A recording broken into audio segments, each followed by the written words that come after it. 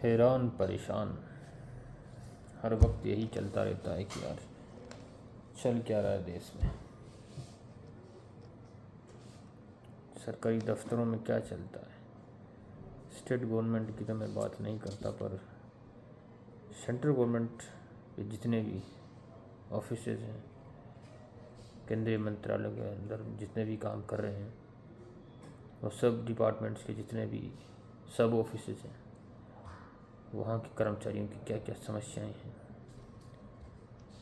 कोई नहीं सुनता है। केवल और केवल एक चीज़ पे ध्यान दिया जाता है, वो ये है कि कैसे अगर हमारे को हमारा मैन ऑफिस या हेड ऑफिस किसी भी कर्मचारी को अगर बेवकूफ़ बनाने की कोशिश करता है, तो वो बंदा भी यही सोचता है कि कैसे उनको जो है मूर्ख बनाना है।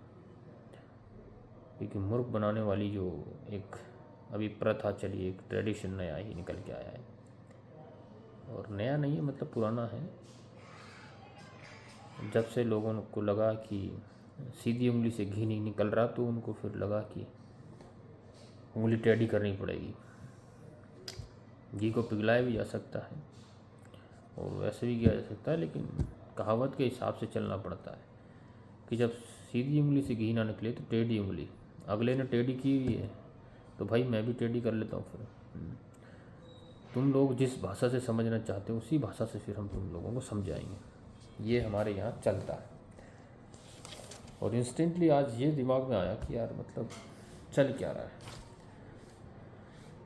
ये दिमाग में ऐसे आया कि मैं जो चीज़ खाता नहीं हूँ, समोसा, भाई कभी कभार खा लो, महीने में एक बार 2 बार खा सकते हो, लेकिन अगर डेली का ही यही काम आपका अगर बन जाए कि भाई आपको समोसा खाना पड़ रहा है या ऐसे फास्ट फूड खाने पड़ रहे हैं आपको, जो किसी भी दृष्टि से आपकी हेल्थ के लिए सही नहीं है, एक लॉन्ग टर्म के बाद वो साइड इफ़ेक्ट देने शुरू करेंगे और आपको बहुत खतरनाक वाली बीमारियाँ होनी शुरू हो जाएंगी। तो यही चीज़ आज मेरे दिमाग में आई। मैंने सोचा कि यार नौकरी क्यों करते हैं। नौकरी अच्छी सेहत के लिए, अच्छी ज़िंदगी चले अपनी खुद की, बच्चों की, हॉस्पिटल के चक्कर ना काटने पड़े, बीमार ना हो, इसी वजह से ना। और पढ़ाई लिखाई भी इसीलिए करते हैं कि एक अच्छी खासी नौकरी मिल जाए, अच्छी इनकम का सोर्स कहीं हो, तो परेशानी ना हो खुद को भी और परिवार को भी और आसपास के लोगों को भी, ये सोच करके। और पढ़ने में देखिए कितना वक्त चला जाता है हमारा। इंडिया में जो कल्चर जो बना रखा है हमारे यहाँ, वो कितना। अब मैंने सोचा कि यार ये वीडियो मैं पहले बाद में भी बना सकता हूँ, ये सोच रहा था मैं रूम पे जाने के बाद भी, लेकिन मुझे लगा कि नहीं यार, अभी इंस्टेंटली जो आइडियाज़ मेरे दिमाग में हैं तो मैं बना देता हूँ उस पर। क्योंकि अब मैं भूल भी सकता हूँ, क्योंकि बाद में मेरे को इतना तो याद तो नहीं रहेगा ना। अब जैसे 7-8 घंटे बाद नगर में सारी चीज़ें, और इतना मेरे अंदर एनर्जी भी नहीं रहेगी, अभी कुछ खाया पिया भी नहीं, पता नहीं मैं शाम को कुछ और काम करने लग जाऊँ। अब सोचा कि ये जो ऑफिस का काम है इसको करते करते मैं ये वाली चीज़ें भी करता हूँ। तो हम लोग कितना टाइम लगाते हैं, हमारा कितना डिस्टॉर्ट कल्चर हमारा है, मतलब कितना पुअर हमारे यहाँ का जो है एजुकेशन कल्चर है। हम इसलिए पढ़ते हैं कि हमें नौकरी चाहिए, भाड़ गए हमारे संस्कार, भाड़ में गए, ये सब कुछ कोई मतलब नहीं है इस चीज़ से। अब मेरी बात बताऊँ तो मैं 26.5 ईयर, मतलब 26.5 साल की उम्र में मेरी जॉब लगी। अब इतने साल तक तो मैं अनप्रोडक्टिव था। देश की जो पॉपुलेशन थी उसमें मेरा कोई योगदान नहीं था। अलग बात है मैंने अपने व्यक्तिगत स्तर पे बहुत काम किया,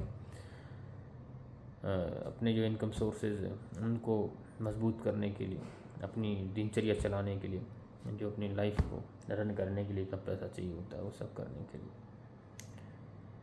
लेकिन जब तक आपके पास रोज़गार नहीं है स्टेबल, तब तक तो आपको जो है अनएम्प्लॉयड माना जाएगा, और देश की जीडीपी जो है हमारी इकोनॉमी में आपका कोई कंट्रीब्यूशन नहीं माना जाएगा। ये था। तो इतने साल पढ़ाई करने के बाद इतने साल गुजर गए, 26 साल बहुत बड़ा पीरियड होता है भाई। उससे पहले भी हम कर सकते थे ना। हमने अपनी ज़िंदगी का जो एक बहुत ही गोल्डन पीरियड जो होता है उसको हमने ख़त्म किया। किया ना। और फिर उसके बाद ऐसी जॉब मिल जाए गवर्नमेंट की या प्राइवेट जॉब, उसमें आपको लगे कि आपके साथ में जो है जस्टिस नहीं हो रहा है।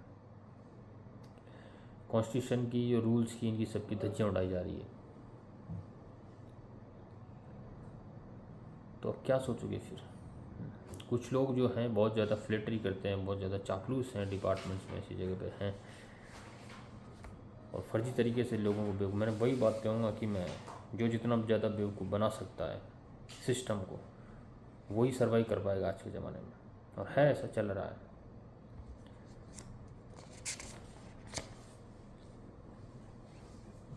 सर ने मेरे को आवाज़ दी, मैं जाके आता हूँ ना एक बार।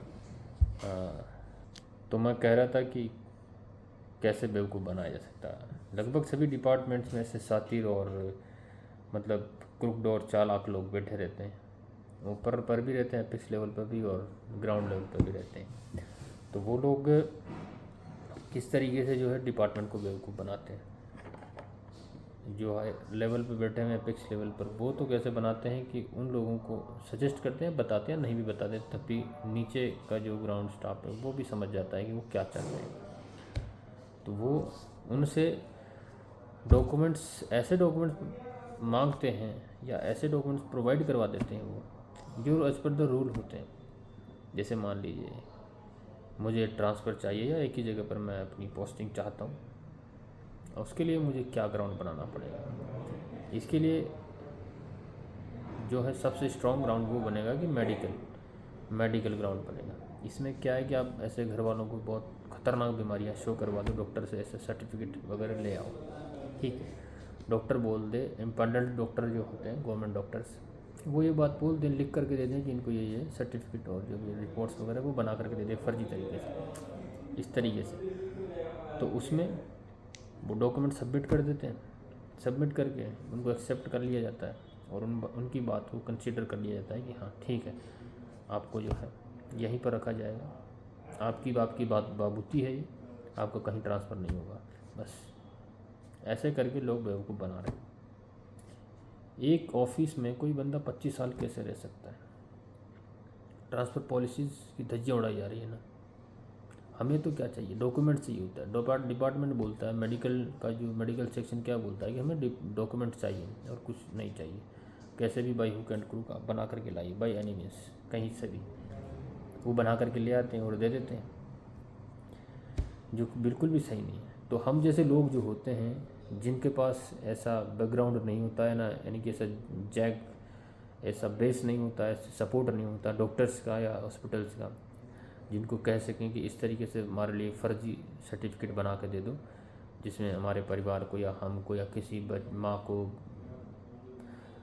को वाइफ को, पिताजी को, इनको जो क्लोज रिलेटिव्स हैं, ब्लड रिलेटिव्स हैं, इनको ऐसी ख़तरनाक या गंभीर बीमारियां हैं, बनवा लेते हैं। कोई कैंसर की बनवा रहा है, कोई टीबी वीबी ऐसी बीमारियां बनवा रहा है, या किसी को कोई हार्ट अटैक की बीमारी है, कार्डियस दिल की बीमारियां हैं, किसी को डायबिटीज़ है, किस लेवल पे बहुत सारी जो कई ऐसी गंभीर बीमारियां हैं, उनके सर्टिफिकेट बनवा लाते हैं और मेडिकल सेक्शन को सबमिट कर देते हैं और मेडिकल सेक्शन कंसिडर कर लेता है।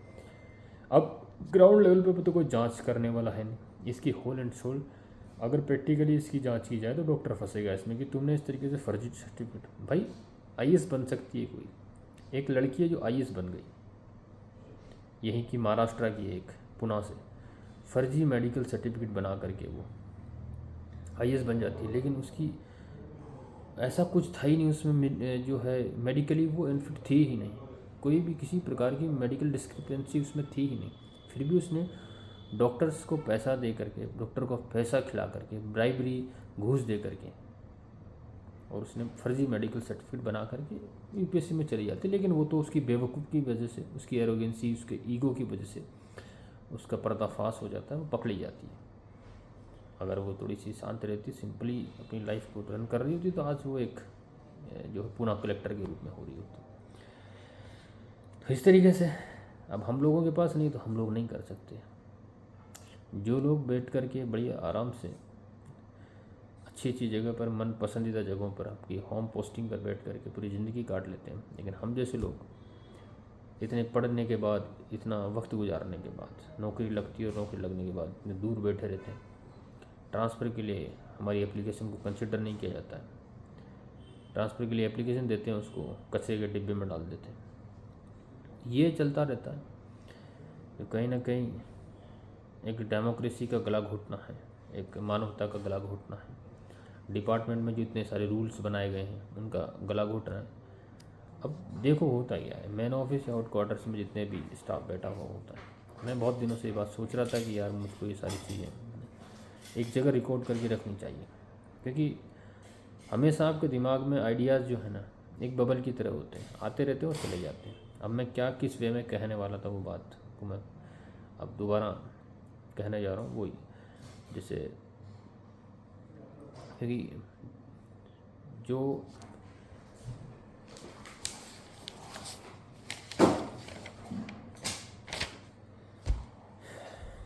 क्या था भूल गए ना, वैसे ही होता है। इसीलिए हर वक्त दिमाग में अच्छे और बुरे आइडिया आते रहते हैं, नेगेटिव भी और पॉजिटिव, हर तरीके की चीज़ें आती रहती हैं। इसलिए चीज़ों को या तो आप डायरी में लिख लो या फिर आपके पास ये एक ज़रिया है जिसको आप अपने अंदाज में बयां कर सकते हो। क्योंकि लोगों को पढ़ने में जितना मज़ा नहीं आता उतना सुनने में मज़ा आता है। अब ये कोई ऐसा नहीं कि मैं मज़े देने के लिए, ये मेरे दिल की बात है जो मैं परेशान होता रहता हूँ, या तो इन चीज़ों को लिख करके मैं कहीं देखो मेरा कोई बात नहीं, सर ने मेरे को शाबाशी दी कि बढ़िया है, करते रहो अपना काम। क्या बात? सर कह रहे थे कि भाई मुझ में फायर है। फायर तो हर इंसान में होती है। देखो फायर तो होती है, कोई अपनी फायर को जाहिर कर देता है, कोई अपनी फायर को अपने अंदर रख लेता है। अंदर रखना फायर को गलत बात है, इस बात का ध्यान रखो। गलत इसलिए है क्योंकि फायर कहीं ना कहीं आपको जला देगी। ये बीमारियों कई तमाम तरीके की वो उसकी तरफ आपको जो है ले जाएगी। तो इसलिए फायर को अंदर नहीं रखना चाहिए। भाई ऐसा नहीं है कि हर चीज़ को बाहर जो है एक्सपोज करूँ, वो भी ज़रूरी नहीं होता। उससे आपकी पर्सनैलिटी डिस्ट्रॉय हो गई है, डैमेज होगा, पर्सनैलिटी डैमेज होगा, उसको फिर कंट्रोल नहीं कर पाओगे। इसलिए हर चीज़ को तो नहीं, लेकिन फिर भी जितनी फायर है या जिसका भी आपके अंदर है, नपे तुले तरीके से एक स्किल्ड वे में उसको आप दुनिया के सामने रखो, दुनिया को बताओ, समझाओ। अब हो सकता है लोग गालियाँ भी दें जिनको मिल रहा है, जिनको जो अच्छी जगह पे बैठे हैं। अब ये तो मैं जहाँ हूँ, मैं अपने नज़रिए से देख करके, या फिर जो मेरी जैसी जगह पर हैं, मैं उनके नज़रिए से बात कर रहा हूँ, मैं उनके नज़रिए से नहीं कर रहा हूँ जो मैन ऑफिस में इस तरीके, मतलब स्पेशली सेंट्रल गवर्नमेंट के डिपार्टमेंट्स में किस तरीके से कर्मचारियों की ज़िंदगी चलती है, कैसे स्टाफ का एक जो है उनका जो सर्विस का दौर होता है वो कैसे चलता है। मुझे यहाँ पर 9 महीने से ज़्यादा का वक्त हो चुका है। मैं फायर की बात है तो फायर तो होगी। देखो फायर को बताना ज़रूरी है, नहीं तो फिर वो फायर खुद को जला देगी, कोई मतलब नहीं है। या खाने पीने के लिए ये रहते हैं आईने शिवाजी में। मैं बहुत दिन से सोच रहा था कि यार लिखें करें ये सब चीज़ें, पर नहीं हो पा रहा था। कमर तोड़ महंगाई है यहाँ की। ये टूरिस्ट सिटी के रूप में इसको जाना जाता है, टूरिस्ट प्लेस है ये, पर्यटकों के लिए इस जगह को जाना जाता है। तो यहाँ पर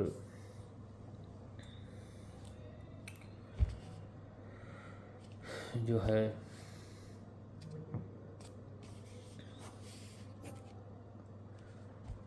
महंगाई बहुत ज़्यादा है। लगभग यहाँ पर 50-60 हज़ार तो एवरेज पर्यटक घूमने आते हैं, तो महंगाई बहुत ज़्यादा है। और ये जगह भी बहुत सेंसिटिव है, फाइनेंशियली सेंसिटिव है इस वजह से। तो मैं इन जगहों को नोटिस करता रहता हूँ। यहाँ पर लोगों की हॉस्पिटल की कंडीशन, यहाँ जो गवर्नमेंट हॉस्पिटल है वो बिल्कुल एकदम बहुत पुअर है।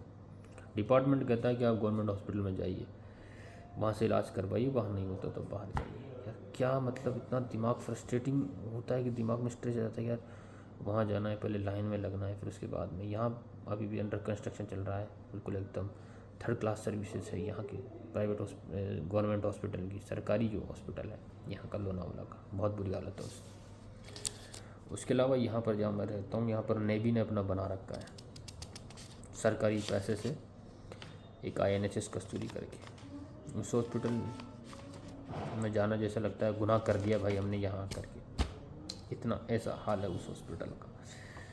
अगर कुछ बीमारी है, क्योंकि मैनेजमेंट थर्ड क्लास है उसका, नहीं वैसा नहीं कि हॉस्पिटल बुरा है, मैनेजमेंट जो अथॉरिटी जो है, कॉम्पिटेंट अथॉरिटी यहाँ पर जो है भरत जी, हाँ 3 अपलोड कर दीजिए ना थोड़ा, मेरा पासवर्ड फिर से मांग लॉगिन करने के लिए बोल रहा है। अच्छा कर